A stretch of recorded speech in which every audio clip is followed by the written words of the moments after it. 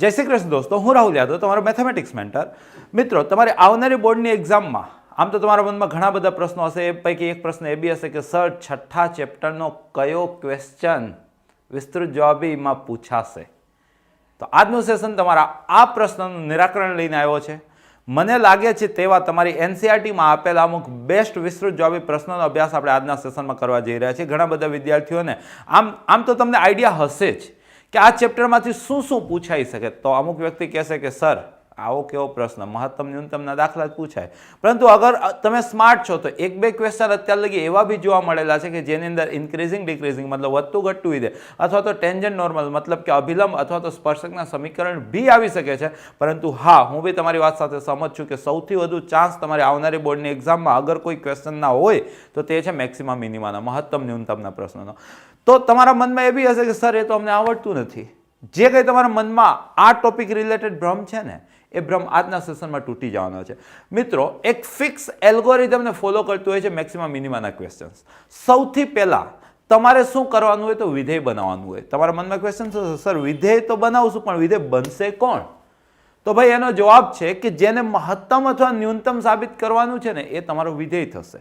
હા સાહેબ, માની ગયા, ચલો વિધેય તો બનાવી લીધું સાહેબ, પણ ખબર કેમ પડશે કે આ જ વિધેય છે?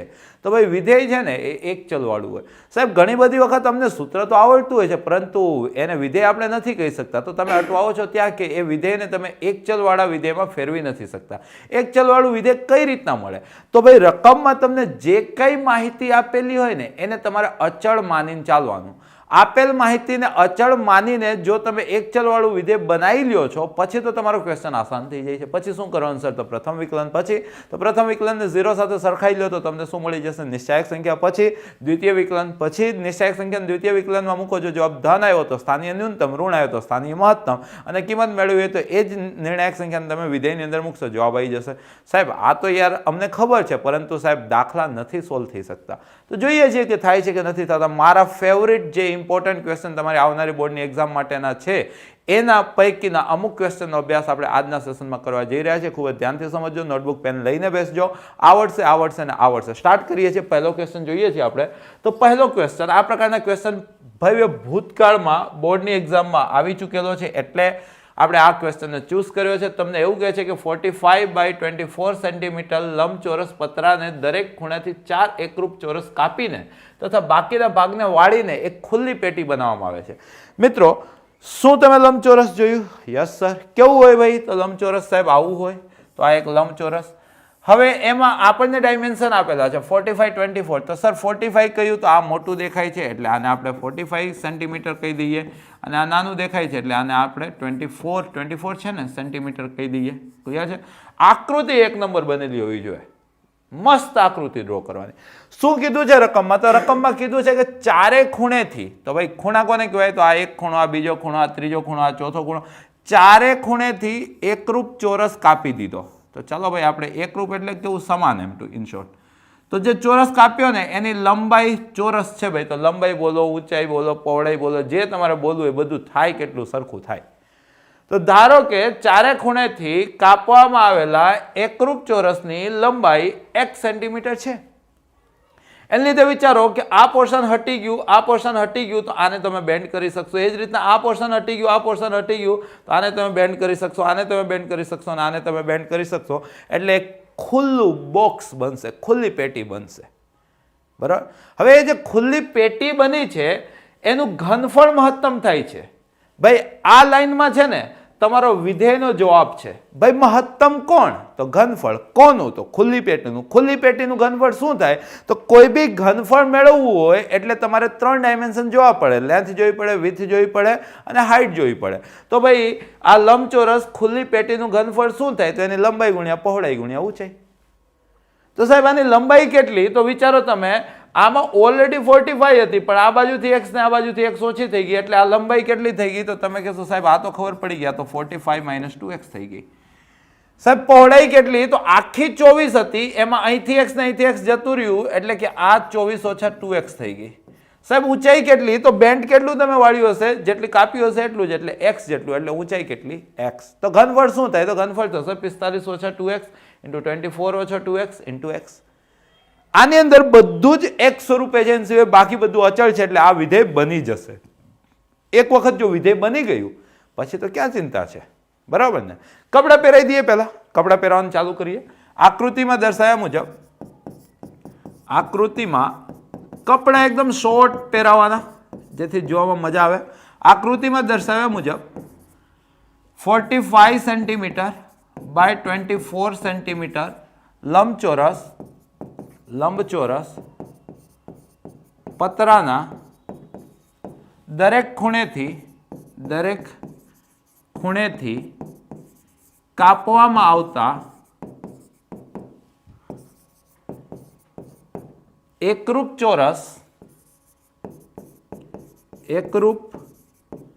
ચોરસની લંબાઈ જો 1 સેન્ટીમીટર ધારીએ તો બનાવવામાં આવેલી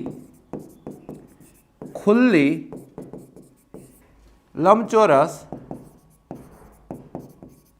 પેટી માટે લંબાઈ કેટલી થશે? તો તમે કહેશો સાહેબ 45 - 2x, x સરખો લખા ભાઈ સેન્ટીમીટર. પહોળાઈ કેટલી થશે? તો તમે કહેશો સાહેબ 24 - 2x સેન્ટીમીટર. ઊંચાઈ કેટલી થશે? તો તમે કહેશો સાહેબ x સેન્ટીમીટર. કપડાં ભાઈ આપણે પહેરાવી દીધા, કમ્પ્લીટ છે ભાઈ કપડાં. મજા આવે છે જોવામાં? જો તમે કપડાં યોગ્ય પહેરાયા તો હવે ડાયરેક્ટલી કપડાં પહેરાયા પછી તમારે વિધેય બનાવવા પર મહેનત કરવાની હોય છે. અહીંયા વિધેય કોણ બને છે? તો ભાઈ રકમમાં કીધું હશે જેને મહત્તમ કે ન્યૂનતમ લાગ્યું હોય તે વિધેય બનશે. આ રકમમાં મહત્તમ કોને લાગ્યું છે? ઘનફળને. ઘનફળ કોનું? તો પેટીનું. તો ભાઈ તમારો વિધેય પેટીનું ઘનફળ બનવાનું છે. તો ભાઈ પેટીનું ઘનફળ શું થાય? તો તમને ખબર હોવી જોઈએ કે ભાઈ લંબાઈ ગુણ્યા પહોળાઈ ગુણ્યા ઊંચાઈ. સિમ્પલ. ભાઈ લંબાઈ કેટલી? તો તમે કીધું કે સાહેબ 45 - 2x. પહોળાઈ કેટલી? તો તમે કીધી સાહેબ 24 - 2x. ઊંચાઈ કેટલી? તમે કીધું x. એકદમ દેશી ગુણાકાર કરવાનો. દેશી ગુણાકાર કરીએ ભાઈ. 45 નો 24 સાથે ગુણાકાર, તો 45 નો 20 સાથે ગુણાકાર 900. 45 નો 4 સાથે ગુણાકાર 180, એટલે 900 ને 180 એટલે 1080. 45 નો 2 સાથે એટલે -90x -48x, એટલે 9 × 4 13 એટલે -138x, માઇનસ પ્લસ આ 4x² ઇન્ટુ x, એટલે કે તમારો જે વિધેય છે તે બની ચૂક્યો છે 1080x -138x² વત્તા 4x³ ના x સ્વરૂપે વિધેય બન્યો, એટલે ભાઈ એનું નામ રાખી દીધું f(x). જો તમે વિધેય બનાવી લ્યો છો તો બસ તમારો દાખલો પૂરો થઈ જાય છે, કારણ પછી તો ફિક્સ એલ્ગોરિધમ છે. સ્ટાર્ટ કરીએ ફિક્સ એલ્ગોરિધમ. તો તમે જોવો છો ભાઈ અહીંયા તમારે લખવાનું, શું લખવાનું? તો પ્રથમ વિકલિત કસોટી. તો ભાઈ પહેલું વિકલન કર્યું તો ભાઈને મળ્યું f'(x). કેટલા થશે? તો ભાઈ 1080 x નું વિકલન 1 થઈ ગયું, 2 આગળ આવી ગયા, 38 × 76 100 200 એટલે 276x અને 4 તેરી 12x². આમ દિલ કહે છે કે આમાંથી 12 સામાન્ય નીકળે છે, દિલ તો બચ્ચા જી ભાઈ. તો આ કેટલું થઈ ગયું? x². ના નીકળે તો દિલ તો બચ્ચા જી, નીકળે તો આપણે સ્માર્ટ. માઇનસ આ 12 દુ 24, 3 12 તેરી 36x, 12 નવા 108. ભાઈ દિલ બચ્ચા નથી ભાઈ, આજે યુવાન થઈ ગયેલું છે. પછી શું ભાઈ? તો નિર્ણાયક સંખ્યા. નિર્ણાયક સંખ્યા એટલે શું? તો પ્રથમ વિકલનને 0 બનાવવાનું. તો જરાક અહીંયા જ આપણે અવયવ આના પાડી દઈએ ને ભાઈ. તો આ 12 એમને 18 × 5 90 થાય, એટલે કે x - 18 અને x - 5. જેવું તમે પ્રથમ વિકલિત કસોટી કમ્પ્લીટ કરો છો પછી શું લખો છો? તો તમને ખબર જ હોય કે સાહેબ પછી આપણે લખીએ છીએ નિર્ણાયક સંખ્યા માટે. નિર્ણાયક સંખ્યા એટલે શું? તો જ્યાં ભાઈ વિધેય મહત્તમ કે ન્યૂનતમ મળતું હોય ને તે સ્થાન. તો નિર્ણાયક સંખ્યા માટે f' શું થાય? તો 0 થાય. તો જો f' 0 થાય તો 12 ઇન્ટુ કેટલું હતું ભાઈ? x - 18 x - 5, x - 18 into x - 5 કેટલું થશે? 0. જો આવું થાય તો x કેટલા મળશે 18 અથવા તો x કેટલા મળશે 5. જો હવે આમાં મોટું હંમેશા કેન્સલ થશે. જો x બરાબર 18 તો પેલામાં નાનું વાળું જો નાનું કયું હતું 24 ઓછા 2x 24 ઓછા 2 ટાઈમ 18 એટલે કે 24 ઓછા 36 એટલે કે -12 જે લંબાઈ હોવાથી શક્ય નથી. જે લંબાઈ હોવાથી શક્ય નથી. તેથી ભાઈ x બરાબર કેટલા થઈ ગયા 5 સેન્ટીમીટર. આમ તો આપણને ખબર પડી ગઈ કે x બરાબર 5 સેન્ટીમીટર માટે માંગેલું સાબિત થઈ જવાનું છે, પણ સાબિત કરીને દેવાનું છે ને ભાઈ. સાબિત શું કરવાનું હતું? તો ભાઈ સાબિત કરવાનું હતું ઘનફળ મહત્તમ. મહત્તમ સાબિત કરવું એટલે દ્વિતીય વિકલન તમારે ઋણ બતાવવું પડશે. મતલબ ભાઈ આપણે બીજું વિકલન કરવું પડશે. તો અહીંયા શું લખશો? દ્વિતીય વિકલિત કસોટી. દ્વિતીય વિકલિત કસોટી. તો જો આપણે અહીંયા બીજું ડિફરન્શિએટ કરીએ તો f ડબલ ડેશ x મળશે. તે કેટલા થશે? તો f ડેશ x અહીંયા હતા, આનું વિકલન 1080 અચળ છે જતા રહ્યા -276 વત્તા 24x. તો કેટલા મળ્યા? -276 વત્તા 24x. તો f double dash critical point માટે વેરીફાઈ કરો. x ને બદલે 5 મૂકો તો આ -276 24 50 120 એટલે કે ભાઈ અહીંયા 100 વધશે અને અહીંયા વધશે 56 -156 જે ઋણ છે. તેથી દોસ્તો x બરાબર 5 માટે f એટલે કે પેટીનું ઘનફળ દ્વિતીય વિકલન ઋણ આવ્યું એટલે શું છે ભાઈ? મહત્તમ છે. દાખલો સાબિત તો થઈ ગયો. પૂરા માર્ક જો મેળવવા હોય તો તમારે શું કરવું પડશે? ક્લોઝિંગ કરી દઈએ. તેથી પેટીનું મહત્તમ ઘનફળ મેળવવા માટે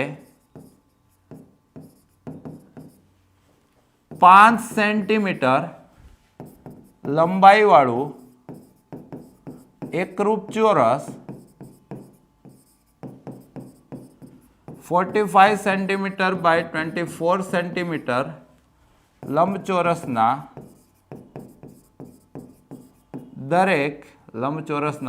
દરેક ખૂણેથી કાપવું જોઈએ. અને ભાઈ મહત્તમ ઘનફળ કેટલું થાય? આમાં પૂછ્યું છે નહીં પૂછ્યું મને નહીં ખબર, પણ જો પૂછે તો મહત્તમ ઘનફળ કેટલું થાય? તો f માં તમારે x ના બદલે 5 મૂકી દેવાના. f શું હતું ભાઈ? f તમારું હતું ક્યાં ગયું? અહીંયા. તો 45 ઓછા 10 એટલે કે 35. 24 ઓછા 10 એટલે કે 14. 35 ગુણ્યા 14 ગુણ્યા 10 કેટલું ભાઈ? તો 35 ગુણ્યા 14 ગુણ્યા 10. 35 ગુણ્યા 14 ગુણ્યા 10. હવે સમજો 35 એટલે 7 × 35, 14 એટલે 7 દુ 14. તો અહીંનો 5 અહીંનો 2 10 એ આ 10 સાથે 100 અને અહીંનો 7 એટલે કે 49 અને પાછળ હતા 100. બરાબર છે. શું હશે આ? તો સેન્ટીમીટર ક્યુબ. ક્લિયર? તો આવો કંઈક તમે જવાબ બનાવી શકો છો. તો મિત્રો આ ક્વેશ્ચનની અંદર તમે શું શીખ્યા?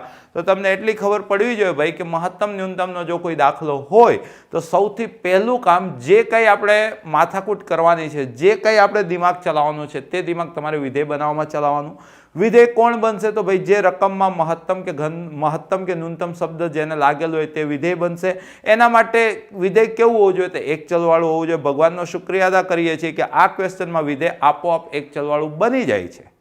બરાબર? અમુક એવા ક્વેશ્ચન આવશે કે જેની અંદર તમને ખબર તો પડી જશે કે વિધેય આ વસ્તુનો બનશે, પરંતુ એ એક ચલવાળું નહીં હોય. તેમાં હજી કંઈક તમારી કળાનું પ્રદર્શન કરવું પડશે ને એક ચલવાળું વિધેય બનાવવું પડશે. એક વખત જો એક ચલવાળું વિધેય બની જાય પછી શું? તો પછી તો એક આખો એલ્ગોરિધમને દાખલો ફોલો કરશે. શું? તો પ્રથમ વિકલિત કસોટી બરાબર 0 લ્યો તો નિર્ણાયક સંખ્યા. પછી દ્વિતીય વિકલિત કસોટીમાં નિર્ણાયક સંખ્યા મૂકો. જવાબ ધન આવે તો ન્યૂનતમ, ઋણ આવે તો મહત્તમ. કોણ? તો વિધેય જેના પર બનેલું હોય તે.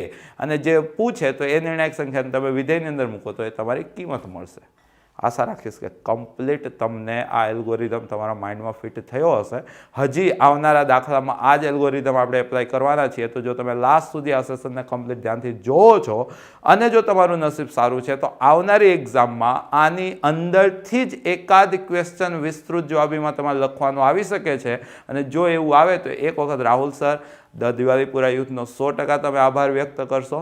નેક્સ્ટ ક્વેશ્ચન પર જઈએ છીએ આપણે. નેક્સ્ટ ક્વેશ્ચન જોઈએ છીએ. નેક્સ્ટ ક્વેશ્ચન શું કહે છે?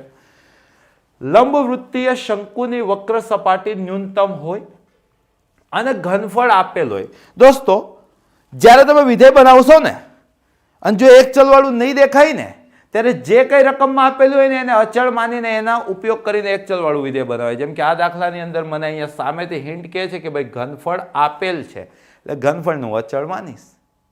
અને 100% આની અંદર જબરજસ્ત કળાનું પ્રદર્શન કરવાનું આવશે. સ્ટાર્ટ કરીએ છીએ તો ભાઈ લંબ વૃત્તીય શંકુની વક્ર સપાટી ન્યૂનતમ હોય એટલે તમને ખબર પડી ગઈ કે મહત્તમ ન્યૂનતમનો દાખલો છે. ન્યૂનતમ કોણ છે? તો શંકુની વક્ર સપાટી.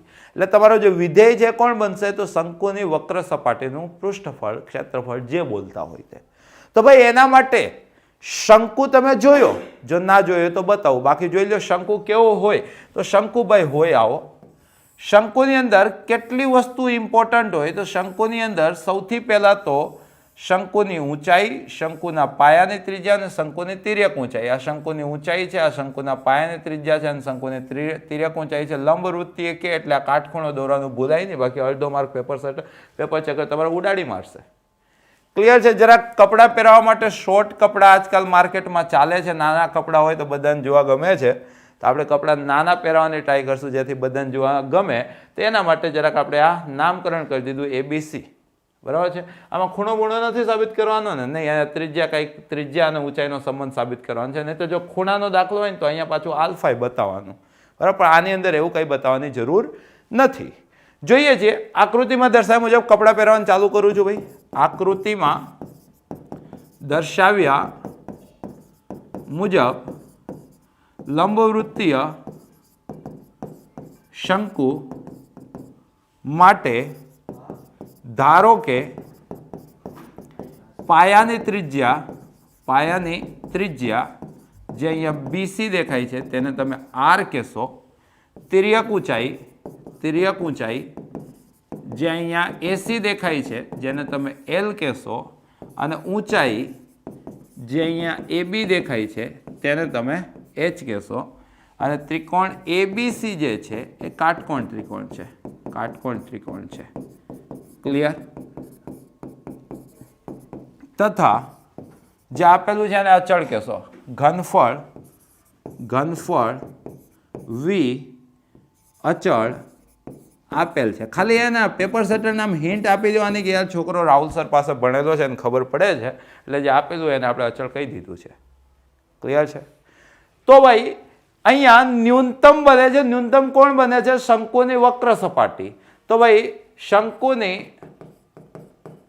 વક્ર સપાટીનું ક્ષેત્રફળ શું થાય? તો તમને ખબર હોય છે કે લા એ તો πr l થતું હતું કદાચ. શંકુની વક્ર સપાટીનું ક્ષેત્રફળ πr l. હા ભાઈ πr l ખબર છે તમને? જો તમને ખબર હોય તો શું આ વિધેય બની શકે છે? ના ભાઈ, કેમ નહીં? તો સાહેબ આની અંદર R અને L બે ચલ છે, વિધેય તો એક ચલ વાળું હોય. ઓકે, તો શું કરશું? તો આ બે ચલ જે છે તે એક ચલમાં ફેરવાશે. કંઈક તો કરશું. શું કરશું ભાઈ? તો જોઈ લઈએ, કંઈક કરવાની આપણે ટ્રાય કરીએ છીએ. તો અહીંયા જુઓ છો તો ત્રિકોણ ABCમાં પાયથાગોરસ દેખાયા ભાઈ. મને શું દેખાયા? h² + r² = l². મતલબ મને ખબર પડી ગઈ. શું ખબર પડી ગઈ? કે વર્ગ રમવું પડશે. જો વર્ગ ના રમો તો વર્ગમૂળમાં વિકલનની અંદર એન્ટ્રી લેવી પડશે. તો એના કરતાં મારી પાસે બેઝિક કન્સેપ્ટ છે કે અગર કોઈ વર્ગ મહત્તમ હોય તો એનું વર્ગમૂળ બી મહત્તમ થાય.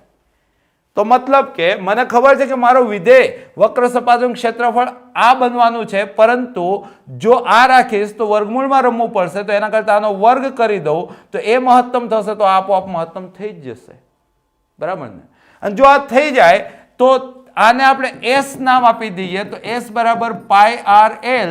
તેથી દોસ્તો S² બરાબર π² r² l². ક્લિયર?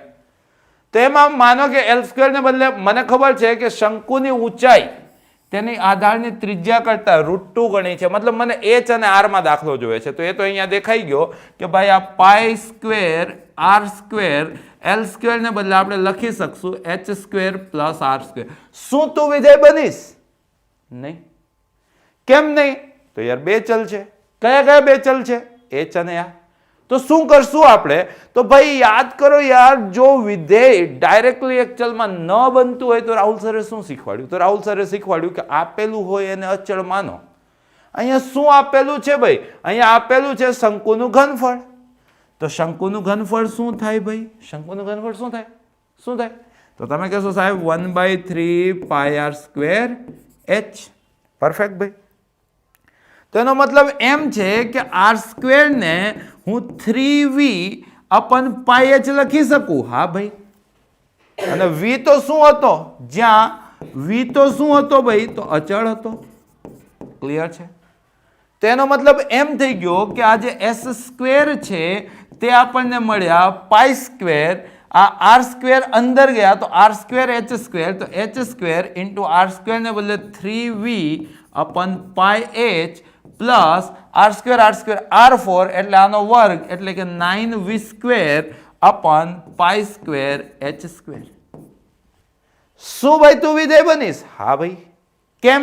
તો જો પાઈ અચળ, આ 3v બી અચળ, તો આ h સ્વરૂપે એક ચલમાં મળી ગયું એટલે વિધેય મળી ગયું. થોડુંક આને આપણે સિમ્પ્લિફાઈ કરી દઈએ. બરાબર છે? જો થોડુંક આપણે સિમ્પ્લિફાઈ કરીએ તો અહીંથી આ પાઈ સ્ક્વેર ને આગળ રહેવા દઈએ અથવા તો પાઈ સ્ક્વેર ને બી અંદર મોકલી જ દઈએ ને. શું વાંધો? વાંધો હોય નહીં ભાઈ. તો પાઈ સ્ક્વેર અંદર ગયો, પાઈ પાઈ ઉડી ગયા, તો h બી ઉડી ગયા, તો 3 પાઈ vh. બરાબર ને? 3 પાઈ, એક પાઈ જતા રહ્યા, v એક h જતો રહ્યો, 3 પાઈ vh પ્લસ અહીંયા પાઈ સ્ક્વેર ઉડી ગયા, તો 9v square upon h square. તો આ એક ચલવાળું વિધેય થઈ ગયું એટલે ભાઈ આને f ઓફ h કીધું. હવે દાખલો તમારો પૂરો થઈ ગયો. એક વખત તમે એક ચલવાળું વિધેય બનાવી લો પછી મહત્તમ ન્યૂનતમનો દાખલો એકદમ લલ્લુ લાગશે અને એની તો આજના સેશનમાં આપણે પ્રેક્ટિસ કરવાની છે. તો તમે જોવો છો, જો એક ચલવાળું વિધેય બની ગયું તો પછી તમે શું કરશો? તો તમે લખશો સાહેબ પ્રથમ વિકલિત કસોટી. તો ભાઈ કરી નાખો પ્રથમ વિકલન, તો તમને f ડેશ h મળશે. f ડેશ h કેટલું થાય છે? તો 3 પાઈ v અચળ h નું એક એટલે કે 3 પાઈ v પ્લસ અહીંયા 9v સ્ક્વેર અચળ 1 અપન h સ્ક્વેર નું -2 અપન h ક્યુબ એટલે -18v square અપન h cube, -18v square અપન h cube, -18v square અપન h cube. નિર્ણાયક સંખ્યા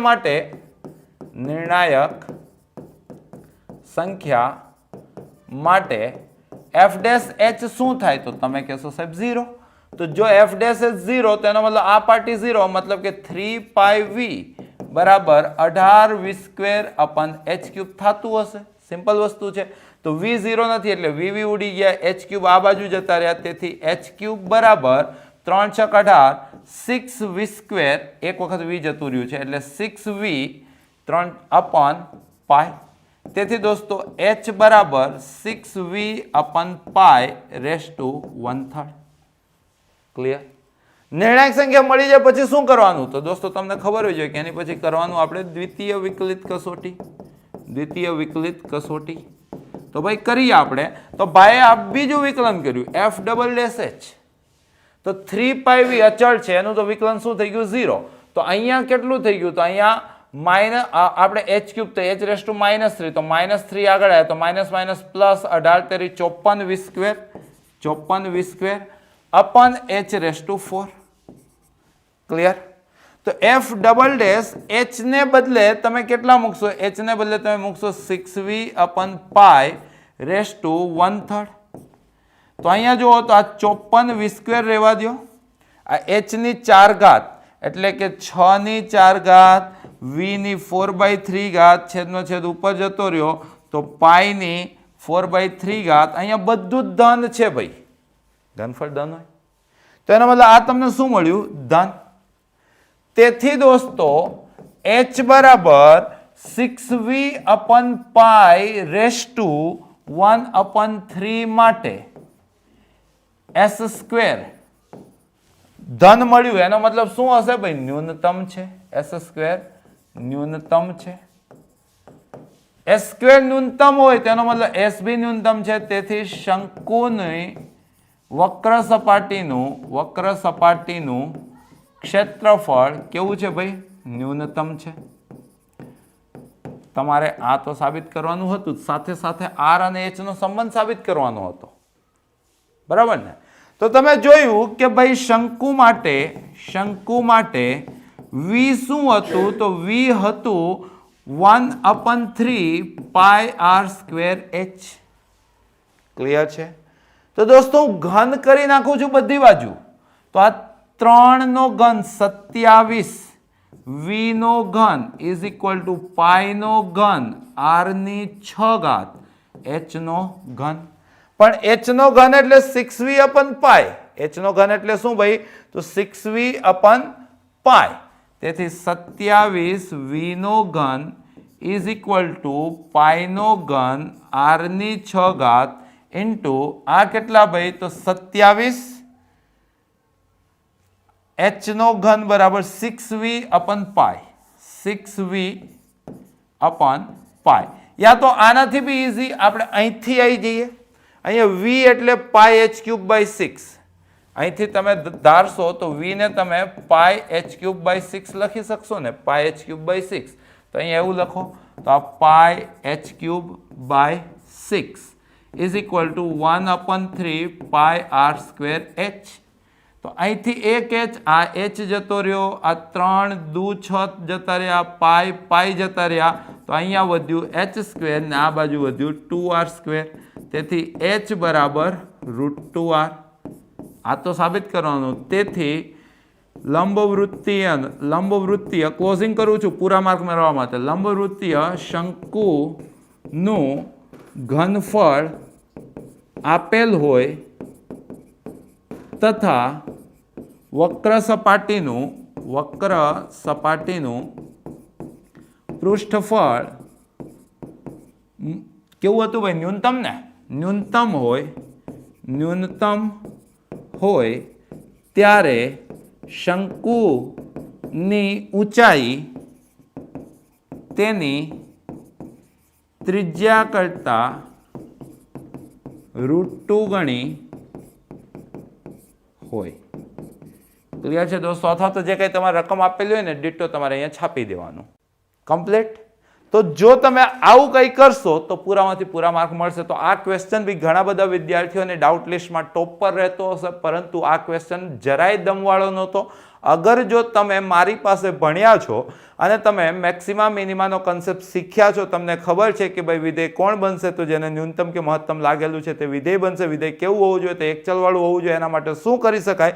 તો આપેલું હોય એને અચળ માની શકાય, અને એક ચલવાળું વિધેય મેળવ્યા પછી પ્રથમ વિકલન, નિર્ણાયક સંખ્યા, દ્વિતીય વિકલન, ચકાસણી અને જે કંઈ પૂછ્યું છે એ સાબિતી. જો તમે આટલું કરો છો તો પૂરા માર્ક તમારી મુઠ્ઠીમાં જ છે. તમારા પૂરા માર્કમાંથી કોઈ અડધો માર્ક બી કાપી શકે એમ નથી. દરેક નાની નાની વસ્તુઓ નોંધતા જશો તો આશા રાખીશ કે આ ક્વેશ્ચન જો તમારી આવનારી એક્ઝામમાં પૂછાશે તો તમે પૂરા માર્ક લઈને આવશો.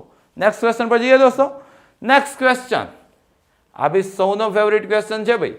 તિર્યક ઊંચાઈ એલ આપેલ હોય. દોસ્તો અગર મહત્તમ ન્યૂનતમના દાખલામાં કઈ બી રકમમાં આપી દે અથવા રકમમાં ઉલ્લેખ કરી દે તો એને આપણે અચળ માનવાનું. અહીંયા જેવું આપેલો એવો શબ્દ સાંભળ્યો ને એટલે બધા વિદ્યાર્થીઓને હવે ખબર પડી ગઈ હશે કે ભાઈ આખા દાખલામાં એલ ને અચળ ટ્રીટ કરવામાં આવશે. પરફેક્ટ. આગળ વધીએ છીએ. ત્યારે મહત્તમ ઘનફળવાળા શંકુ. તો દોસ્તો મહત્તમ શબ્દ લાગ્યો છે ઘનફળને એટલે આખી દુનિયાને ખબર પડી ગઈ કે આ દાખલામાં વિધેય ઘનફળ આધારિત થશે. ઘનફળ કોનું?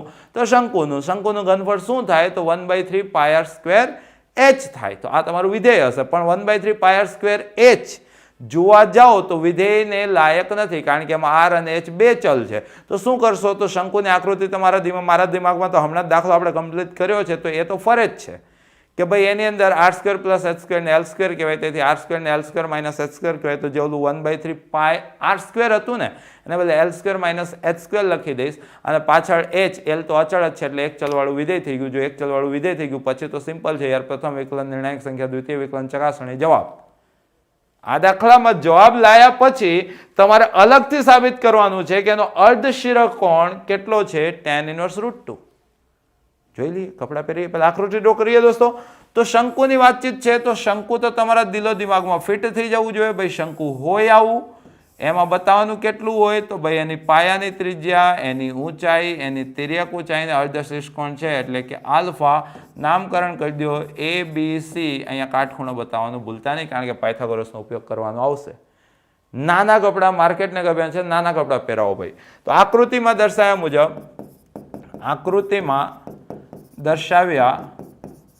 મુજબ શંકુની પાયાની ત્રિજ્યા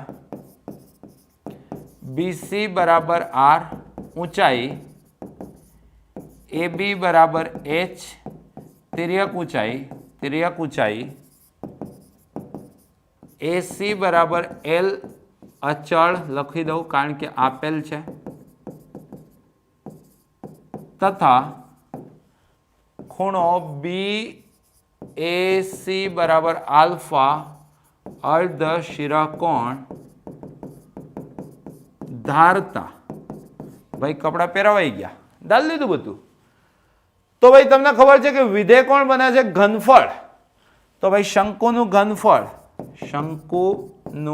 ઘનફળ કેટલું થાય તો તમને ખબર છે 1/3 πr²h. શું આ વિધેય બનશે? ના ભાઈ.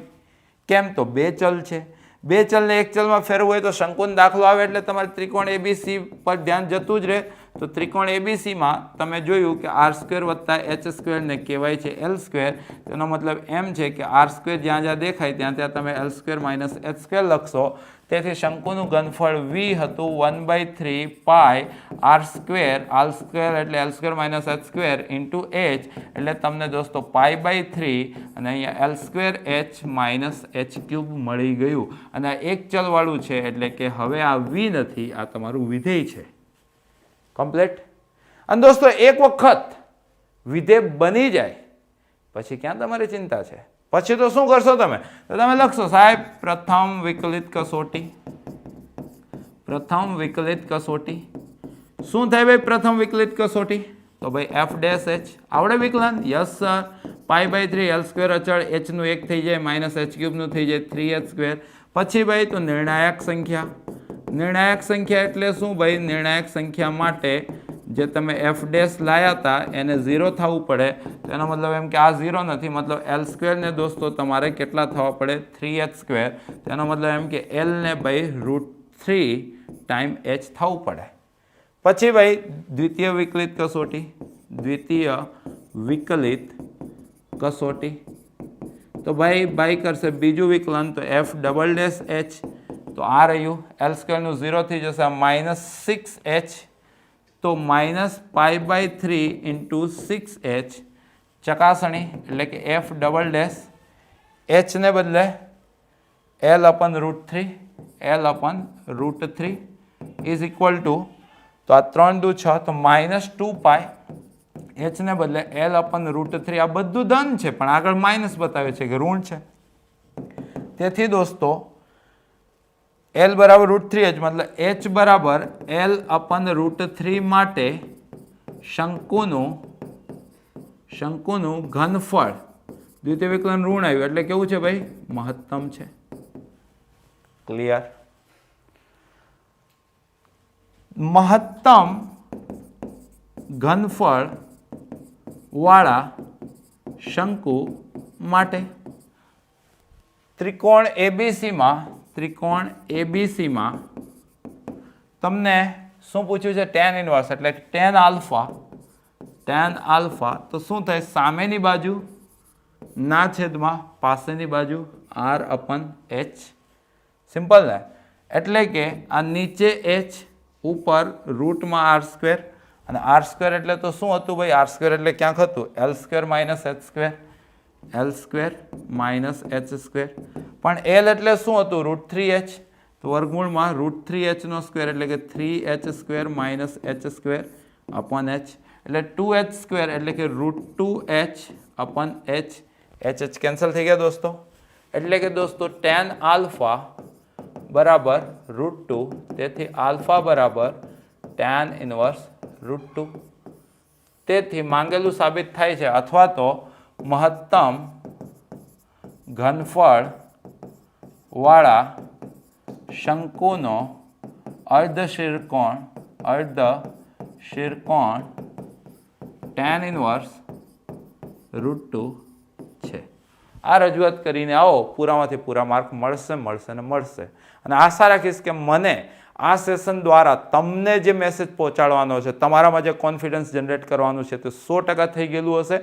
આની અંદર હોતું કાંઈ નથી, બસ એક ચલવાળા વિધેય આ મેળવવામાં બસ તમારે મહેનત કરવાની હોય છે, બાકી તો બધું આસાન છે. જોઈએ છીએ નેક્સ્ટ ક્વેશ્ચન શું રાહુલ સાહેબ કહે છે, સાચું કહે છે કે મતલબ બસ ખાલી ફેંકી રહ્યા છે. જોઈએ છીએ, જો આપણને એક ચલવાળું વિધેય બનાવતા આવડી જાય તો નીચેનું આસાન છે. સ્ટાર્ટ કરીએ છીએ. નેક્સ્ટ ક્વેશ્ચન પર પહોંચ્યા છીએ. ક્વેશ્ચન નંબર 4 શું કહે છે? લંબવૃત્તીય શંકુનું પૃષ્ઠફળ એસ આપેલ હોય. હવે તમારું દિલ કહેશે કે સાહેબ આની અંદર છે ને એસ ને આપણે અચળ ધારશું. 100% તમે સાચા છો. ઓકે, ત્યારે મહત્તમ ઘનફળ, સાહેબ આનું જે ઘનફળ છે ને એને આધારિત આપણે વિધેય બનાવશું. 500% સાચા છો.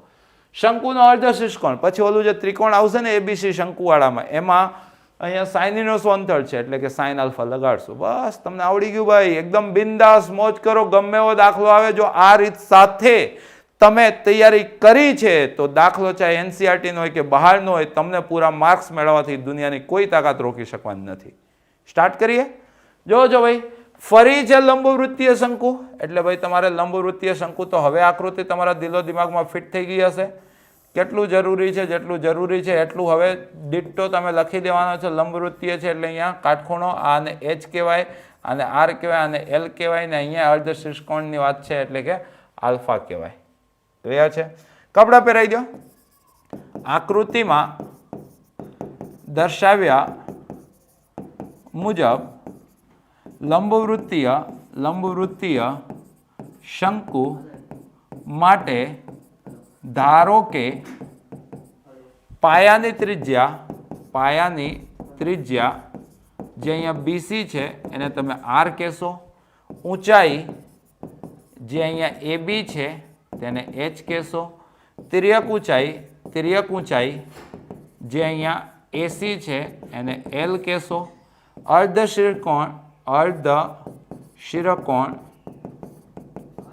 જે અહીંયા ખૂણો બીએસી છે એને આલ્ફા કહેશો. તથા જે કંઈ આપેલું છે, શું આપેલું છે? લંબવૃત્તીય શંકુનું પૃષ્ઠફળ જેને તમે એસ કહેશો એ શું છે? અચળ આપેલ છે. શોર્ટ એન્ડ સ્વીટ કપડાં તમે પહેરાવી દીધા છે. કપડાં પહેરાવી દીધા ને? દાખલો ચાલુ કરીએ ભાઈ. કોણ મહત્તમ ન્યૂનતમ? ભાઈ દાખલો છે મહત્તમ છે ઘનફળ, તો ભાઈ શંકુનું ઘનફળ હવે તો ગોખાઈ ગયું હશે. જેને તમે વી કહો છો એ શું થાય? તો 1/3 πr²h. શું ભાઈ તું વિધેય બનીશ? ના ભાઈ.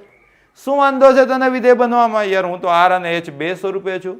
આર અને એચ મેં 200 રૂપિયા છું, એમાંથી કોઈ 100 રૂપિયા ફેરવી શકાય? હા ફેરવી શકાય. કઈ રીતના આપેલું? એને અચળ માનીને આપેલું શું છે? તો શંકુનું પૃષ્ઠફળ કેટલું થાય? શંકુનું પૃષ્ઠફળ કેટલું થાય? તો તમને ખબર હોય છે πrl + πr². વક્ર સપાટીનું ક્ષેત્રફળ એટલે કે πrl, અને એની નીચે આ વર્તુળ છે એટલે કે πr². નાના ધોરણોમાં આવું બધું તમે તૈયારી ચાકાજામ કરી હશે. તો મતલબ આને જ πr છેદમાં મોકલી દો તો s/πr = r + l, તો -l અથવા તો -r = l. ચાલે ને? s/πr તો અહીંયા l + r તો -r એટલે કે l. ચાલે સાહેબ, કેમ નહીં? જરાક ત્રિકોણ એબીસીમાં ધ્યાન આપો તો. ત્રિકોણ એબીસીમાં તમને શું દેખાય છે? તમને દેખાવું જોઈએ r² + h² = l². તેથી દોસ્તો r² ને જરૂર પડે l² - h² કહી શકાય. l ને તમારી પાસે કિંમત છે s/πr - r.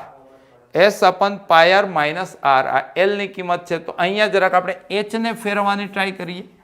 તો અહીંયા r² + h² = l². તેથી h² = l² - r². l² l એટલે શું છે ભાઈ? તો s/πr - r² તો s² - b² શું થશે? તમે કહેશો સાહેબ a - b a + b, મતલબ s/πr - r a - b અને S upon pi R minus R plus R A plus B. તો અહીંયા તમે જો આર આર ઉડી ગયા એટલે કે આ એસ અપન પાય આર અને અહીંયા S upon pi R minus 2r. લસા લઈ લો તો આ એસ બહાર, આ S minus 2 r square upon pi R તો મતલબ પાય સ્ક્વેર આર સ્ક્વેર. કોના is equal to H square is equal to.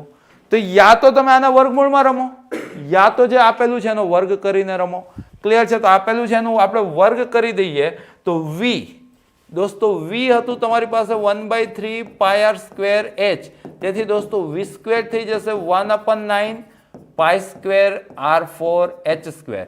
તો આ 1/9 પાય સ્ક્વેર આર 4 એચ સ્ક્વેરની કિંમત તમે લાયા S S minus 2 pi R square S S minus 2 pi R square એની સાથે છેદમાં પાય સ્ક્વેર આર સ્ક્વેર. તો છેદમાં છે તમારી પાસે પાય સ્ક્વેર આર સ્ક્વેર.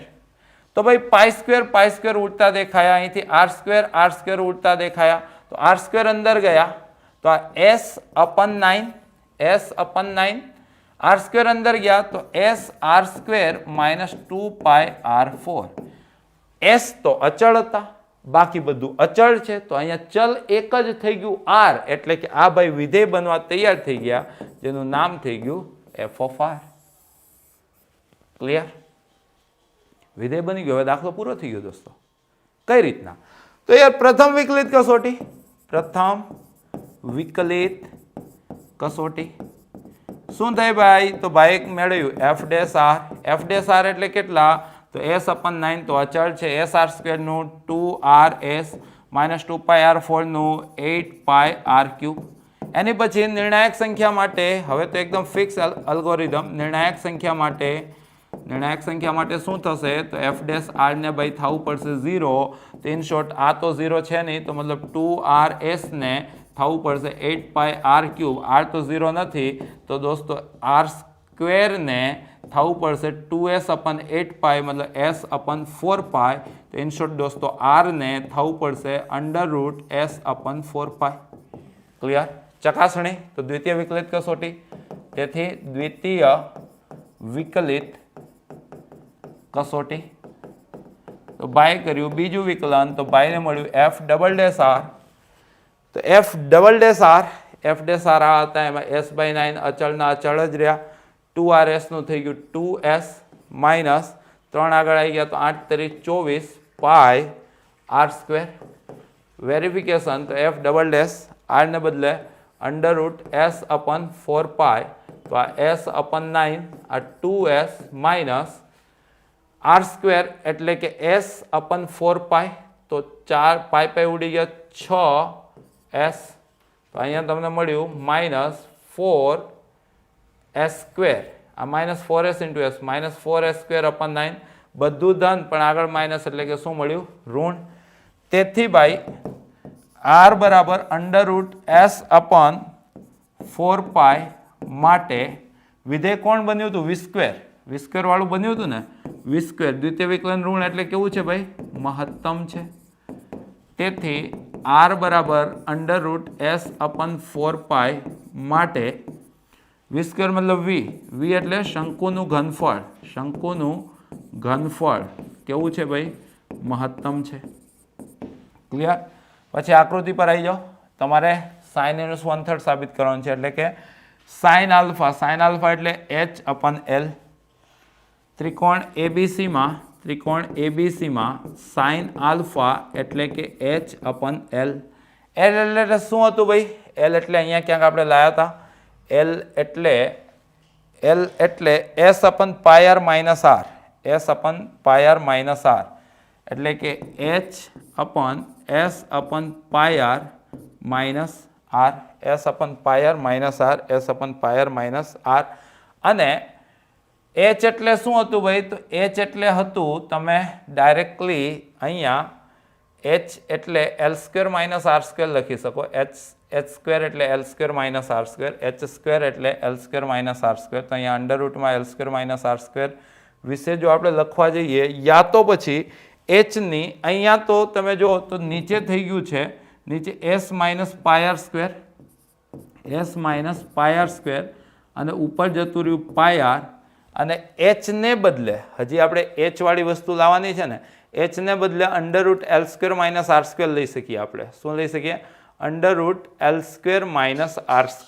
ઓકે, તો √L² minus R², L² minus R². Clear છે? અથવા તો અહીંથી વધુ શોર્ટ એન્ડ સ્વીટ આપણે લઈ જઈએ તો અહીંયા તમે જુઓ છો તો એચ એટલે √L² minus R² upon L ચાલી રહી છે. હવે R² ને તમે S/4π કહી શકો, R² ને તમે શું કહી શકો? S/4π, S/4π. અને અહીંયા L² ને તમે કહી શકો છો, L² ને તમે શું કહી શકો છો? R એટલે S/4π હતું, તો અહીંયા L નું રિલેશન તમને મળી જાય છે ઇઝીલી. L નું રિલેશન તમારી સામે છે કે S/πr minus R is equal two S. અહીંયા તમામ વસ્તુઓ લખી દઉં છું એટલે કેવું વારે વારે ફેરવવું ના પડે. R એટલે હતું ને, શું હતું? R એટલે હતું કે L એટલે હતું? S/πr minus R, S/πr minus R. આ તમારું L હતું અને બીજું R² વત્તા H² બરાબર L² હતું. R² વત્તા H² બરાબર L² હતું. હવે અહીંયા આપણે પહોંચ્યા છીએ સાઇન આલ્ફા. સાઇન આલ્ફા એટલે R/L. સાઇન આલ્ફા એટલે R/L. અહીંયા આપણે મિસ્ટેક કરી રહ્યા છીએ. સાઇન આલ્ફા એટલે સામેની બાજુ ના છેદમાં કર્ણ, R/L. એટલે કે R/L કેટલા છે? તો S/πr, S/πr minus R. Complete છે? તો લસા લઈ લઈએ તો છેદનો છેદ ઉપર એટલે કે πr² અને નીચે S માઇનસ πr². ક્લિયર છે? હવે S ને તમે 4πr² કહી શકો છો. S ને અહીંથી તમે S ને 4πr² કહી શકો છો, અથવા તો R² ને S/4π કહી શકો છો. અહીંયા S/4π કહી શકો છો, એવું બી ચાલે. તો તમે જુઓ છો તો આ πr² એમને S એટલે કેટલા ભાઈ? તો 4πr² માઇનસ πr² એટલે 3πr². તો πr², કેન્સલ. તો એનો મતલબ સાઇન આલ્ફા તમને મળી ગયા છે. કેટલા મળી ગયા છે? 1/3. તેથી alpha is equal two sine inverse 1/3. Clear છે? તેથી માંગેલું સાબિત થાય છે. અથવા તો રકમ લખી નાખવી, જે કંઈ રકમ આપેલી હોય ને ક્વેશ્ચનની એ લખી દેવી, અથવા આવું બી લખી શકો કે માંગેલું સાબિત થાય છે. તો દોસ્તો આ ક્વેશ્ચન બી આપણે જે સ્ટ્રેટેજી પ્રિપેર કરી છે એને એકદમ વેલ સૂટ ક્વેશ્ચન હતો. અને હવેથી જો આ પ્રકારનો ક્વેશ્ચન તમારે આવનારી બોર્ડની પરીક્ષામાં આવે તો તમે પૂરામાંથી પૂરા માર્ક્સ તો લાવશો જ. નેક્સ્ટ ક્વેશ્ચન પર જઈએ દોસ્તો. નેક્સ્ટ ક્વેશ્ચન શું કહે છે? કયા અંતરાલમાં, ઓલરેડી તમને ખબર છે કે વધતું ઘટતું વિધેય બી આવી શકે છે, તો આ વધતું ઘટતું વિધેયનો ક્વેશ્ચન છે કે ભાઈ કયા અંતરાલમાં આ વિધેય ચુસ્ત રીતે વધે છે અને કયા અંતરાલમાં ચુસ્ત રીતે ઘટે છે તે નક્કી કરો. હું એટલું ખાલી માનું છું કે x છે ને તે 0 થી 2π વચ્ચે છે. x છે એ કોની વચ્ચે છે? 0 થી 2π વચ્ચે છે. ક્લિયર? નહીતર પછી તમારે જે 11મા ધોરણમાં ત્રિકોણમિતિમાં અક્ષોનું નામકરણ કરેલું ને કે ધન x અક્ષને બેકી પાઈ કહેવાય, ઋણ x અક્ષને એકી પાઈ કહેવાય, ધન y અક્ષને 4ના ગુણાંક વત્તા 1π/2 કહેવાય અને ઋણ y અક્ષને 4ના ગુણાંક ઓછા 1π/2 કહેવાય. એવું બધું કરવું પડશે. જો હું બેય તમને એક્સપ્લેન કરી દઈશ જે તમને સુટેબલ લાગે, પરંતુ જનરલી x બિલોંગ્સ ટુ 0 થી 2π જનરલી વિદ્યાર્થીઓ લેતા હોય છે. તો અહીં વધતું ઘટતું વિધેય એટલે પ્રથમ વિકલન. તો f(x) તમને આપેલું છે. કેટલું આપેલું છે દોસ્તો? તો 4sin x - 2x - x cos x upon 2 plus cos x. જો તમે લીલા શાકભાજી ખાઈને બેઠા છો ને તો આ બંનેમાંથી -x સામાન્ય નીકળે. જો આ બંનેમાંથી -x સામાન્ય નીકળે ને તો અહીંયા વધે 2 plus cos x, નીચે બી 2 plus cos x. પર્સનલ આપો ઉડી જાય એટલે એ પદ -x વધે. અહીંયા પર્સનલ આપો તો 4sin upon 2 plus cos x વધે. કમ્પ્લીટ? જો આ કમ્પ્લીટ હોય તો એનો મતલબ એમ છે દોસ્તો કે આ 4sin x upon 2 plus cos x minus x આપેલું છે 500%. x પ્રત્યે વિકલન કરતા ભાઈ પ્રથમ વિકલિત કસોટી તો મેળવવી જ પડશે. વધતું ઘટતું છે એટલે x પ્રત્યે વિકલન કરતા એટલે બાય આનું x પ્રત્યે વિકલન કર્યું તો બાયને f' મળ્યું. તો અહીંયા ભાગાકારનો કાર્ય નિયમ, નીચેવાળું m નેમ ઉપરવાળાનું વિકલન કમ્પલસરી માઇનસ ઉપરવાળું m નેમ નીચેવાળાનું વિકલન તો cos x નું થઈ જાય માઇનસ sin x ના છેદમાં નીચેવાળાનો વર્ગ એટલે કે 2 plus cos x નો વર્ગ માઇનસ x નું શું થઈ જાય 1. જબરજસ્ત લસા લેવાના મૂડમાં છે ભાઈ આજે. લસા લીધો ભાઈ. તો ભાઈ બધાની નીચે 2 પ્લસ કોસ એક્સ નો વર્ગ. અંશમાં કેટલું ભાઈ? 4 દુ ને 8 cos x, 4 cos square x વત્તા 4 સાઇન સ્ક્વેર એક્સ. આ અહીંયા ગયું માઇનસમાં વિસ્તરણ થયું તો 2 નો વર્ગ માઇનસ 2 નો વર્ગ 4 થાય પણ આગળ માઇનસ એટલે -4. અહીંયા 4 કોસ એક્સ આગળ માઇનસ એટલે -4 કોસ એક્સ અને અહીંયા કોસ સ્ક્વેર એક્સ આગળ માઇનસ એટલે minus cos square x. Clear છે દોસ્તો? તો તમે જુઓ તો અહીંયા 4 સાઇન સ્ક્વેર એક્સ વત્તા 4 કોસ સ્ક્વેર એક્સ, એમાંથી 4 સામાન્ય સાઇન સ્ક્વેર વત્તા કોસ સ્ક્વેર એટલે 1 થાય તો 4 ઓછા 4, આટલું તો ઉડી ગયું ભાઈ. તો અહીંયા શું વધ્યું? 8 કોસ એક્સ ઓછા 4 કોસ એક્સ. આપણે ગણી રહ્યા હતા F dash x. 8 cos x ઓછા 4 કોસ એક્સ એટલે 4 cos x minus cos square x ના છેદમાં 2 પ્લસ કોસ એક્સ નો વર્ગ. ભાઈ અંશમાંથી કોસ એક્સ સામાન્ય કાઢી લઈએ તો વધશે 4 માઇનસ કોસ એક્સ ના છેદમાં 2 પ્લસ કોસ એક્સ નો વર્ગ. અને વધતું ઘટતું વિધેયનો કન્સેપ્ટ તમને ખબર હોવી જોઈએ કે એફ ડેશ એક્સ અગર ધન છે તો ચુસ્ત રીતે વધતું વિધેય છે અને એફ ડેશ એક્સ અગર ઋણ છે તો ચુસ્ત રીતે ઘટતું વિધેય છે. એટલે તમારે જોવાનું છે કે એફ ડેશ એક્સ ક્યાં ધન છે અને એફ ડેશ એક્સ ક્યાં ઋણ છે. જો તમે આ વસ્તુ જોવા જાઓ છો તો તમે જોવો છો કે ભાઈ કોસ એક્સ છે એ ગમે ત્યાં હોય હશે તો -1 અને 1 ની વચ્ચે. તો આમાં જો 2 ઉમેરશો તો 1 કરતા 2 પ્લસ કોસ એક્સ મોટા થશે ને એના કરતા 3. તો in short 2 plus cos X નો વર્ગ ધન મળશે. પાકી વાત? 1 અને 3 નો વર્ગ 1 અને 9 વચ્ચે આવે તો ધન આવ્યું ને ભાઈ. એ જ રીતના આનું નેગેશન કરશો તો -1 કરતા માઇનસ કોસ એક્સ મોટા હશે એના કરતા મોટા હશે 1. એમાં 4 ઉમેરશો તો 3 કરતા 4 માઇનસ કોસ એક્સ મોટા હશે એના કરતા 5. તો અલ્ટિમેટ 4 માઇનસ કોસ એક્સ 3 થી 5 વચ્ચે છે એટલે કે 4 માઇનસ કોસ એક્સ હશે તો ધન. પરિણામ નંબર 2. બે ધન સંખ્યાનો ભાગાકાર શું થાય? ધન થાય. તેનો મતલબ એમ થઈ ગયો કે 4 માઇનસ કોસ એક્સ ના છેદમાં 2 વત્તા કોસ એક્સ નો વર્ગ હંમેશા ધન હશે. સિમ્પલ. પરિણામ નંબર 3. તેથી પરિણામ 3 પરથી સ્પષ્ટ છે કે એફ ડેશ એક્સ ની નિશાની કોસ એક્સ ની નિશાની ને સમાન છે. એકદમ દેશી. હે?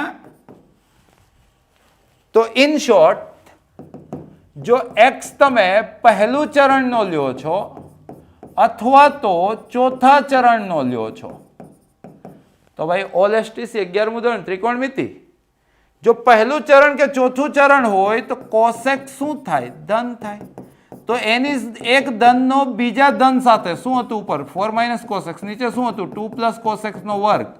એક ધનનો બીજા ધન સાથેનો ગુણાકાર શું થાય? ધન થાય. પણ આલા આ તો એફ ડેશ એક્સ હતું, આ શું થઈ ગયું? ધન થઈ ગયું. તેથી એફ એ ક્યાંથી ક્યાં લઈ ગઈ? 0 થી π/2 યોગ 3π/2 થી 2π માં ચુસ્ત રીતે વધે છે અથવા તો વધતું વિધેય છે અથવા ચુસ્ત વધતું વિધેય છે ભાઈ. કમ્પ્લીટ. જો x બિલોંગ્સ ટુ ભાઈ બીજું થી ત્રીજું ચરણ π/2 થી 3π/2 બરાબર ને? તો ભાઈ ઓએલએસટીસી એવું કે કોસ એક્સ અહીંયા હશે ઋણ. એક ઋણનો એક ધન સાથેનો ગુણાકાર શું થાય ભાઈ? તો તમે કહેશો સાહેબ ધન ઇન્ટુ ઋણ એટલે ઋણ, મતલબ કે એફ ડેશ એક્સ શું મળ્યું તમને? ઋણ. બરાબર ને? તેથી x બિલોંગ્સ ટુ બીજા ત્રીજા ચરણમાં π/2 થી 3π/2 માં f ચુસ્ત ઘટતું વિધેય છે.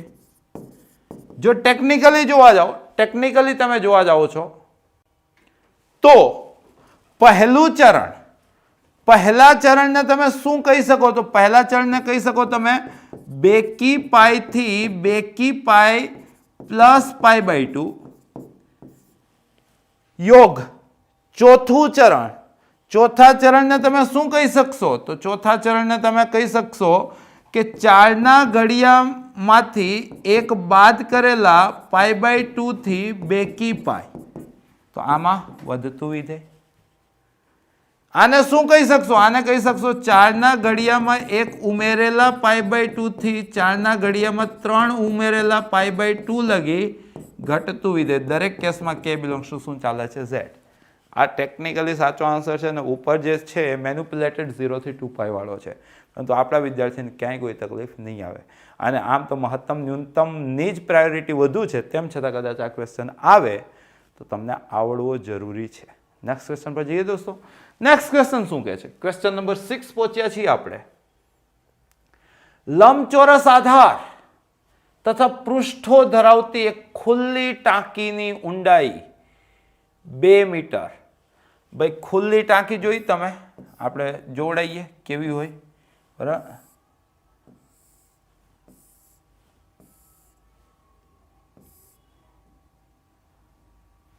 અહીંયા ભાઈ ખોટું દોરાઈ ગયું, બરાબર ને?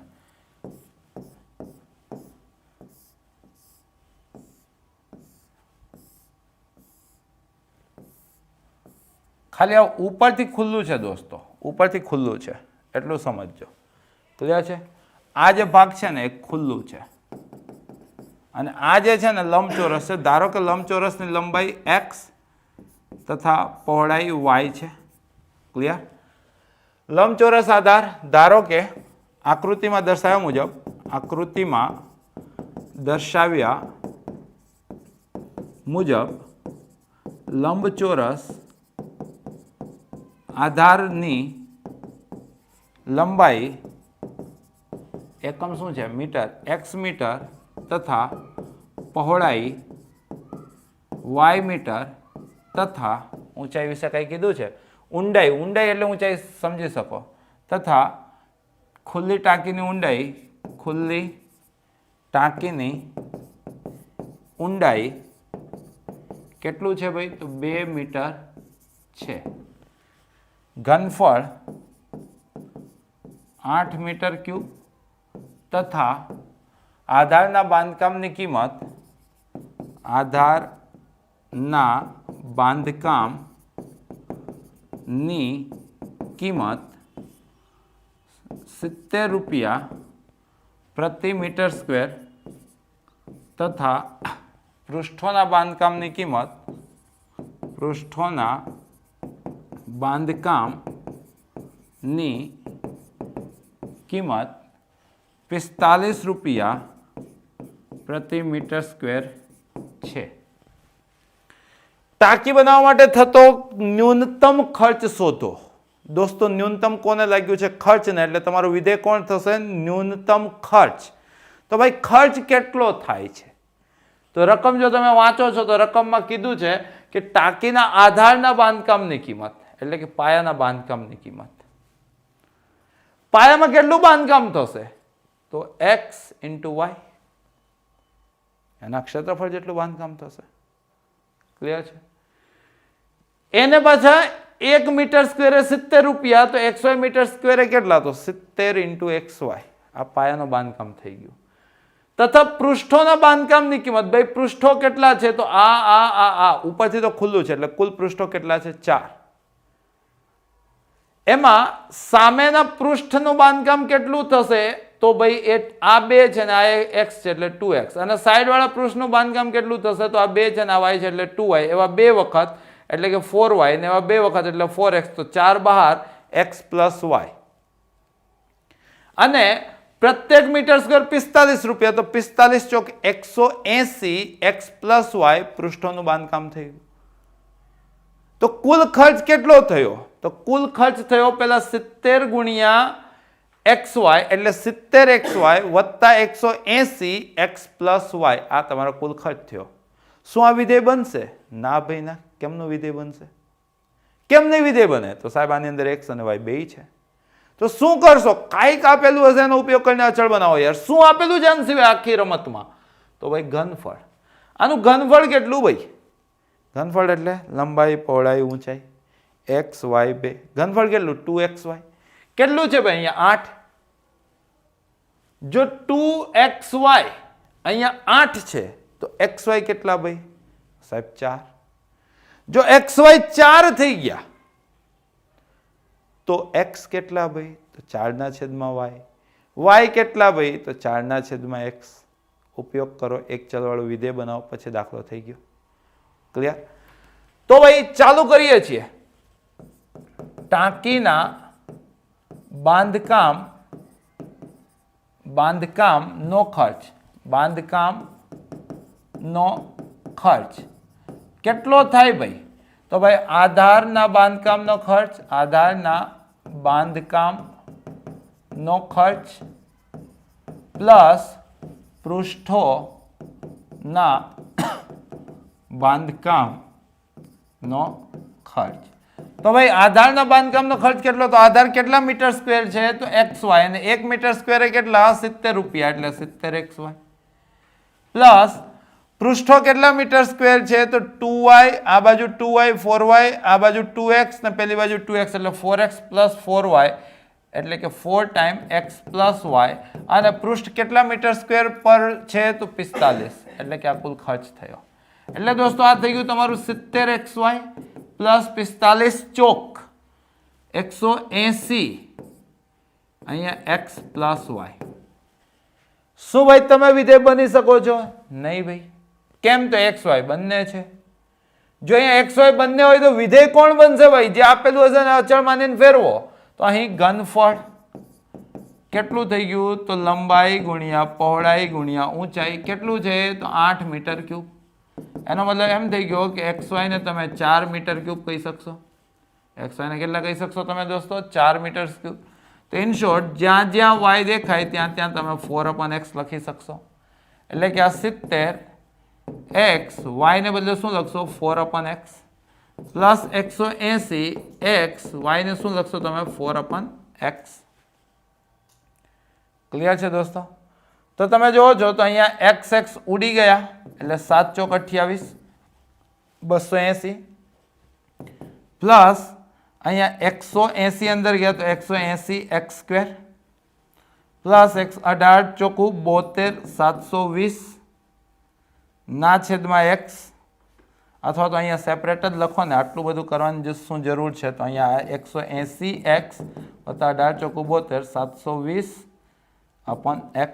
તો આ એક ચલવાળું થઈ ગયું, એટલે કે આ તમારું f(x) થઈ ગયું, જે કુલ ખર્ચ છે। છેલ્લે તમારે ખર્ચ મેળવવાનો છે, તો x ની જે શક્ય કિંમત આવશે એને તમે આમાં મૂકશો તો તમારો જવાબ આવશે। કમ્પ્લીટ। આગળ વધીએ છીએ। તો ભાઈ પ્રથમ વિકલિત કસોટી તો બાય કર્યું f'(x). તો ભાઈ બાય ને શું મળ્યું? 280 નું 0, 180 નું 180, x નું 1, 1/x નું -1/x સ્ક્વેર, એટલે -720/x સ્ક્વેર, -720/x સ્ક્વેર। દોસ્તો નિર્ણાયક સંખ્યા માટે f'(x) ને શું થવું પડશે? 0। ઇન શોર્ટ આ જે 720/x સ્ક્વેર છે એને કેટલા થવા પડશે? 180 0 0 ઉડી ગયા, 18 ચોકું 72, તો x સ્ક્વેર ને કેટલું થવું પડશે? 4। તેથી x કેટલું થવું પડશે? ±2। પણ x લંબાઈ હોવાથી x બરાબર -2 શક્ય નથી। તેથી દોસ્તો x બરાબર કેટલા મળી ગયા? 2। પછી શું કરવાનું દોસ્તો? તો તમને ખબર હોવી જોઈએ દ્વિતીય વિકલિત કસોટી। તો ભાઈ એના માટે શું મેળવશો તમે? તો f'(x) આ છે 180 નું 0, 1/x સ્ક્વેર નું -2/x ક્યુબ, તો માઇનસ પ્લસ 72 દુ 144/x ક્યુબ। તો f'(x) ને બદલે 2 મળ્યા છે, તો 2 નો ઘન 8, તો અહીંયા 8 એકા 8, 6 88 64, 180 જવાબ આવ્યો, જે શું છે? ધન। તેથી x બરાબર 2 મીટર માટે પેટી બનાવવાનો ખર્ચ દ્વિતીય વિકલન શું મળ્યું છે ભાઈ? ધન। એટલે શું છે? ન્યૂનતમ છે। ન્યૂનતમ તો સાબિત થઈ ગયું, અને તેથી ન્યૂનતમ ખર્ચ તમને ન્યૂનતમ ખર્ચ બી પૂછ્યું છે। તો દોસ્તો ન્યૂનતમ ખર્ચ કેટલો થશે? તો આની અંદર x ને બદલે 2 મૂકી દો, તો 720 ના અડધા 360, 180 ના બમણા 360, તો 360 360 36 36 72 720 720 ને 80 800 ને 200 તો 1000 રૂપિયા, એટલે ભાઈ ન્યૂનતમ ખર્ચ કેટલો થશે તો 1000 રૂપિયા. ક્લિયર છે? તો આવી કંઈક રજૂઆત તમે કરી શકો છો. જ્યારે હવે લોડ નહીં લાગતો અને લાગે છે ને કે આસાન છે આ, અગર જો તમે આની નસને પકડી લો છો કે આ દાખલો એક્ઝિક્યુટ કઈ રીતના થાય છે, તો કોઈ બી દાખલો એવું નહીં કે અહીંયા જે ગણાયા કે તમને સમજાય કે જેમાં તમને ફિલિંગ કરાય કે આ તમને આવડી શકે છે, ફક્ત આ દાખલા નહીં, કોઈ બી દાખલો હોય, ચાહે તે જે મેન્સ લેવલનો હોય, જે એડવાન્સ લેવલનો હોય, જો તમારી પાસે આ કન્સેપ્ટ છે કે ભાઈ વિધેય કોણ બનશે, તો જેને મહત્તમ કે ન્યૂનતમ લાગશે તે વિધેય કેવું હશે, એક ચલવાળું મેળવવા માટે શું કરશો, આપેલું હોય એને હિન્ટ માનીને, એને અચળ માનીને, એમાં કંઈક કળા કારીગરી બતાવીને વિધેયને એક ચલવાળું બનાવશો. એક ચલવાળું વિધેય બની જાય પછી શું કરવાનું, તો પ્રથમ વિકલન નિર્ણાયક સંખ્યા માટે શું, તો f' ને 0, દ્વિતીય વિકલન નિર્ણાયક સંખ્યા મૂકો, ધન તો ન્યૂનતમ, ઋણ તો મહત્તમ, અને વિધેયની અંદર કિંમત મૂકો તો જે કિંમત પૂછી હશે તે મળી જશે. બસ આ જ કન્સેપ્ટ છે આ પ્રકારના દાખલાનો. ભરોસો આપશો તમે કે તમને આવડશે? જોઈએ છીએ, હજી બી સેશન પૂરું નથી થયું. વન શોટ તમારા માટે આ સેશન અહીંયા ચાલી રહ્યું છે. નેક્સ્ટ ક્વેશ્ચન પર પહોંચીએ છીએ. નેક્સ્ટ ક્વેશ્ચન છે સૌનો ફેવરિટ, બોર્ડમાં લગભગ બહુ બધી વખત પૂછાયેલો ક્વેશ્ચન. શું કે છે? કાટકોણ ત્રિકોણના કર્ણ પરના એક બિંદુના કાટખૂણો બનાવતી બાજુઓથી લંબ અંતર a તથા b છે. તો ભાઈ એક તમારે કાટકોણ ત્રિકોણ લેવું પડશે દોસ્તો. તો આ આપણે કાટકોણ ત્રિકોણ લીધો, નામકરણ કરી દઈએ ભાઈ, a b c. કર્ણ પર એક બિંદુ છે p, બરાબર છે. કાટખૂણો બનાવતી બાજુઓ, તો અહીંયા કાટખૂણો બનાવતી બાજુઓ કઈ છે, BC અને AB. એના પર લંબ અંતર તો PM અને PN ની પરિકલ્પના કરીએ તો આ A છે અને આ B છે. ક્લિયર છે? આને હું થીટા ધારું તો ભાઈ 10મા ધોરણથી શીખવાડવામાં આવ્યું કે આ થીટા થઈ જશે. ક્લિયર? A અને B અચળ છે. તો કપડાં પહેરાઈ દો, શોર્ટ એન્ડ સ્વીટ કપડાં. તો આકૃતિમાં દર્શાવ્યા મુજબ, આકૃતિમાં દર્શાવ્યા મુજબ કાટકોણ ત્રિકોણ ABC માં મસ્ત સૌથી ટૂંકા કપડાં પહેરાવજો એટલે જોવાની મજા આવે. PM બરાબર A બરાબર અચળ, રકમમાં કીધું છે. PN બરાબર B બરાબર અચળ. ખૂણો B કાટખૂણો એટલે કે π/2. ખૂણો C થીટા તો ખૂણો APN B શું થઈ જશે, થીટા. ક્લિયર છે? અહીંયા કોણ મહત્તમ કે ન્યૂનતમ છે એના પર જરાક ફોકસ કરો. તો તમને કહે છે કર્ણની મહત્તમ લંબાઈ. તો ભાઈ તમારું વિધેય કર્ણની લંબાઈ બનવાનું છે. તો ભાઈ કર્ણની લંબાઈ, તેથી કર્ણની લંબાઈ. તો ભાઈ તમે જોઈ કે કર્ણ કોને કહેવાય, તો કાટખૂણાની સામેની બાજુ એટલે કે AC. ભાઈ AC અહીંયા ભાગલા પાડો રાજકરો કરે છે. AC એટલે AP પ્લસ PC. AP એટલે શું ભાઈ, તો ભાઈ અહીંયા બે ત્રિકોણો જોઈ લો. એક ત્રિકોણ APN માં અને એક ત્રિકોણ કયું છે ભાઈ, PCM માં, ફિઝિક્સ કેમેસ્ટ્રી મેથ્સમાં. અહીંયા પાસેની બાજુ કર્ણ છે એટલે કે cos થીટા બરાબર પાસેની બાજુ ના છેદમાં કર્ણ AP.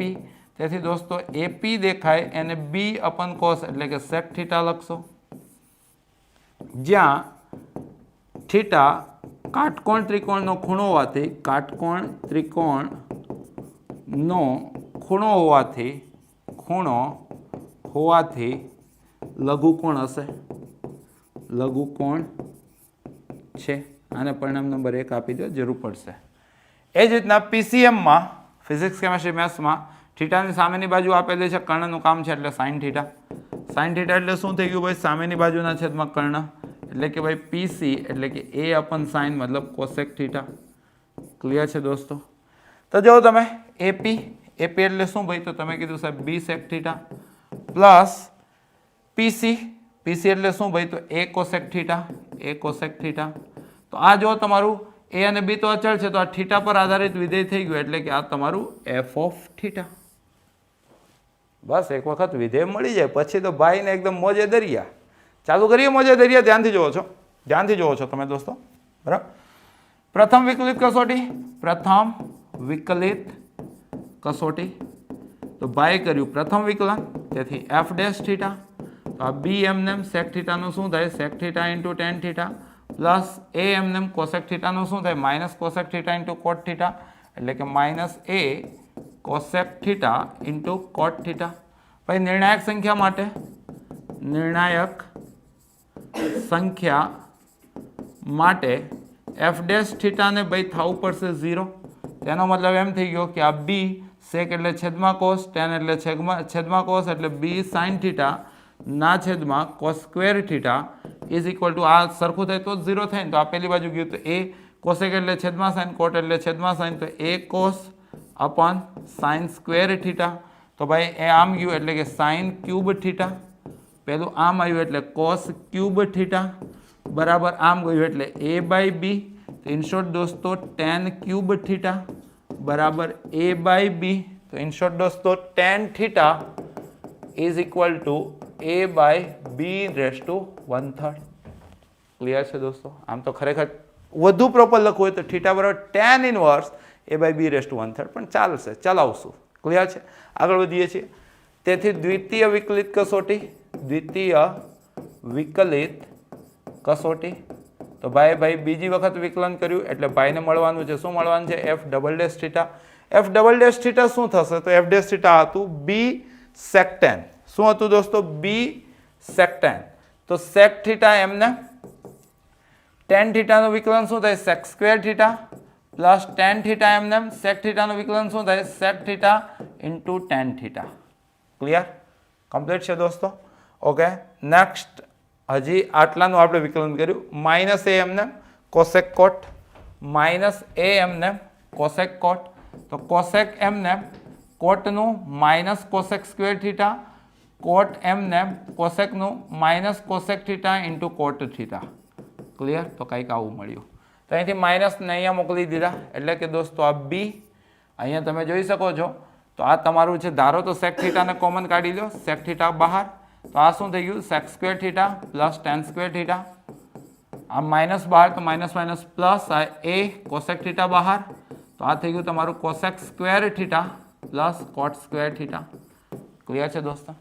અહીં પરિણામ એક પરથી sec theta positive, cosec theta પરિણામ એક યાદ કરો મેં સ્પેશિયલ લખ્યું હતું થીટા લઘુ કોણ, નહીતર પાછું તમારે ત્રિકોણ પરથી બાજુઓ બતાવીને ધન બતાવવું પડશે. ગમે ધન તો બતાવવું પડશે તો ન્યૂનતમ થશે ને ભાઈ. થીટા લઘુ કોણ તો પહેલું ચરણ તો સેક બી ધન કોસેક બી ધન.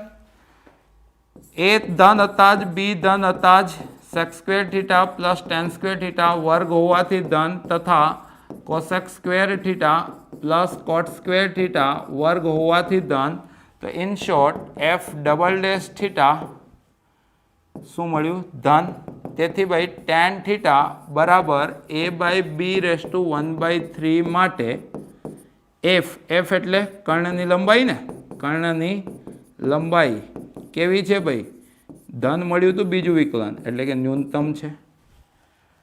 જો tan theta a by b raise to 1/3 હોય તો આ તમારું થીટા, તો દોસ્તો આ એ 1/3 થાય, આ બી 1/3 થાય. તો આ તમારું આનો વર્ગ વત્તા આનો વર્ગ તો એ 2/3 પ્લસ બી 2/3 નું વર્ગમૂળ એટલે કે 1/2 થાય. ક્લિયર ને? કમ્પ્લીટ.